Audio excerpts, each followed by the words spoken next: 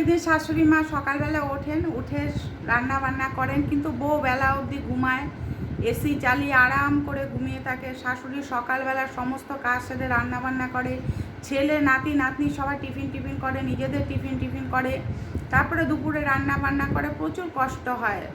ছেলে দেখে যে মায়ের খুব কষ্ট হয়, আর বউ এরম আরাম করে শুয়ে থাকে। ছেলে লজ্জা পায়, বউকে বলে যে তুমি মাকে একটু হেল্প তো করতে পারো, রান্না না করে হেল্প তো করতে পারো। বউ বলে অত গরমে আমি কিছু করতে পারবো না, এতে তোমাদের খেতে হয় খাও, নালে খেতে হবে না। তখন ছেলে বললো কি ঠিক আছে, তোমার আরাম করা বের করছি। তখন মাকে বললো মা আজকে থেকে আমি আলাদা খাবো, তুমি আর বাবা তোমার মতো খাও, আমি সব এনে দেবো, কিন্তু আমি আমার বউকে নিয়ে আলাদা খাবো।